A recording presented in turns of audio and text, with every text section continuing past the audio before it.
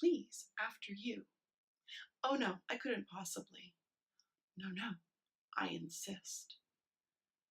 Fine, I'll start.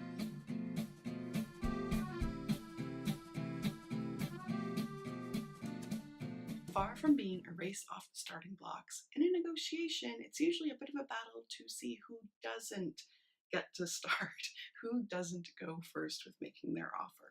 We really want to have the other person go first so we can hear what they're willing to give us. We can hear where we stand, and then we can decide what to do and react from there. And that's the mistake. We are putting ourselves into reactive mode right from the first moment. It's no good. Why? Anchoring. Waiting to have the other guy go first may feel really comfortable. It may be your preferred method of kicking off a negotiation, but it doesn't actually get you the best results because of anchoring. Anchoring can get super nerdy, but in a nutshell, it means that the person who goes first in a negotiation, the person who makes the first proposal, tends to get the better end of the deal when that deal wraps up. It's basically because as complex and as amazing as the human brain is, we are also rather simple creatures. And the first piece of information we hear, the first proposal we hear, the first number, the first idea we hear, we hold on to that more strongly than ideas that follow. We kind of lock in and use that idea, number, concept as the basis for the decisions we then start to make, right? That's our starting block. Now, what does this mean for you in your negotiation? Let's say you're pitching a new piece of client work and you're coming up with a proposed value of $15,000. $15,000 is what you want for this piece of work. But before you can share that number with the client, you ask them what their budget is, and they respond with $5,000. All of a sudden, asking for 15 starts to sound a little silly, sounds a little high, sounds a little greedy. You might not look credible if you then say 15,000.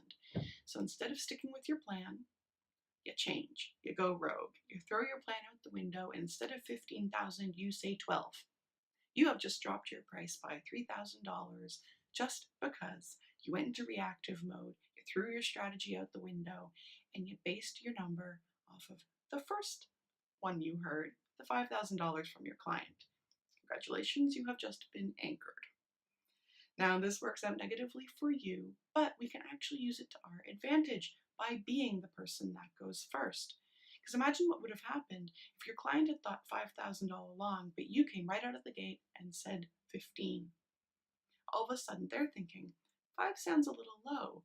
5 sounds a little silly. I'm going to look really cheap if I then only say 5. I can't possibly say 5. I know, I'll say 8. Congratulations, my dear friend. You have just brought them up $3,000 based on you going first, based on anchoring. So yes, it can burn us, but it can also help us in our business if we use it to our advantage. So going first, embracing anchoring means that you are in the lead. You are in the driver's seat. You're not just reacting. You can actually use that strategy you invested so much time in creating. And now you don't actually have to wait until you are live one-on-one in a negotiation to start anchoring. On your website, when you have that wonderful work with me section, by putting a price there, you're actually anchoring.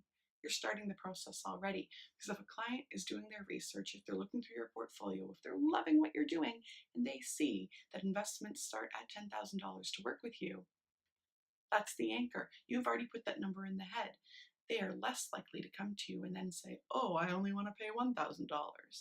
No, you've set the expectation. You have put yourself in the driver's seat in that discussion by simply sharing the value of the work you are doing right up front. So don't forget, it doesn't have to wait until you are actually live in a negotiation. You can start anchoring right now and seeing the benefit in your business. So your homework this week is to go back through the memory banks, take a trip down memory lane, and think of a time when you were anchored, when you had a strategy and it was a beautiful strategy, and then you threw it out the window because you started reacting to what someone else had said to you. When were you anchored? It's happened to all of us, even to the pros. Sometimes it gets us, but we have to be aware of when it does happen. So this challenge to you may seem a little negative. Why is she asking me to go back to this bad memory when I didn't get what I needed? It's Because if we can start to recognize when that happened, what our behavior was around that happening, how it felt when it happened to us, we can then recognize those things for next time. Once burned, twice shy. You won't let it happen again after you tap in to how it felt and how it happened. Got it? Good. See you next time.